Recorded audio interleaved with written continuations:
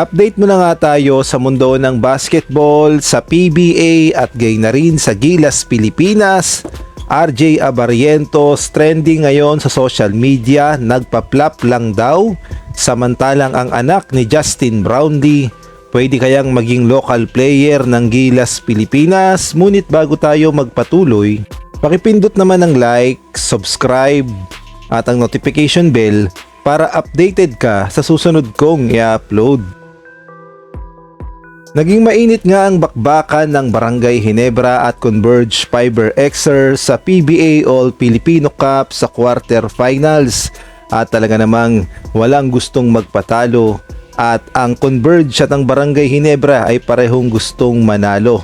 At sa naging laban nga sa mga huling segundo, itong si RJ Abarrientos ay nagkaroon ng matinding foul dito nga sa player ng Converge na si Archie Concepcion, kung saan makikita natin na bumulagta at tumumba itong si RJ Abarrientos at namilipit pa sa sakit. Ngunit ang husga ng mga netizen, nagpa-flop lang daw itong si RJ Abarrientos.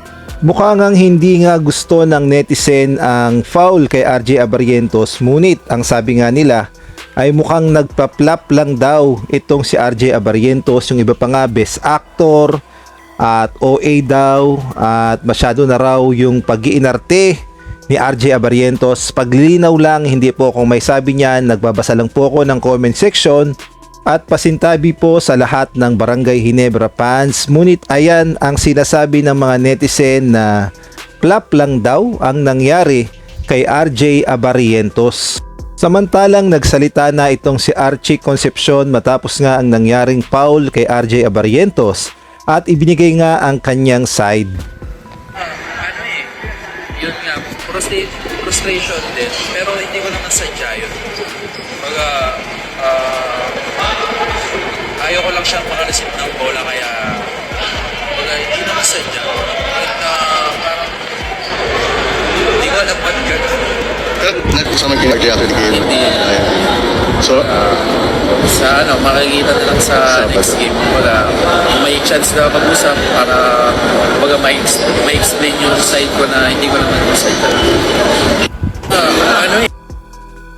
Kung kayo naman ang tatanungin, sa tingin nyo, flop ba talaga o nasaktan itong si RJ Abarrientos? Maaari kayong magbigay ng komento sa comment section.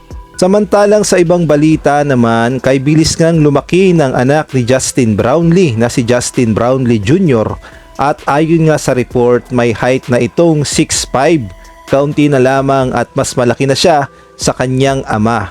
At talaga namang gumagawa na ng pangalan sa Amerika at unti-unting nakikilala itong si Justin Brownlee Jr. At sa mga nagtatanong kung pwede ba siyang maging local player sa Gilas Pilipinas, well, kung tutuusin, kung tatanungin ng ibang bansa, ang ginagawa nila, kumukuha sila ng mga Black African players at pinapatira nila sa kanilang bansa at binibigyan ng passport bago mag-16, at ganyan nga ang ginawa ng Thailand at Indonesia. At kung inyong mapapansin sa naging laban ng Gilas, may mga Black Africans ang Indonesia at Thailand at kinukonsider yan ng FIBA as local player dahil nabigyan nga ng kani-kanilang passport bago mag-16. At kung halimbawa i-apply yan kay Justin Brownlee Jr. na halimbawa patirahin sa Pilipinas, pag-aralin, tapos mabigyan ng passport bago mag-16 o bago mag-19 years old, malamang ay baka i-consider ng FIBA as local player sa Gilas Pilipinas dahil unang-una yung ama niya ay isa ng half Pilipino, si Justin Brownlee, na Filipino citizen na rin dahil naturalize nga ng Gilas Pilipinas.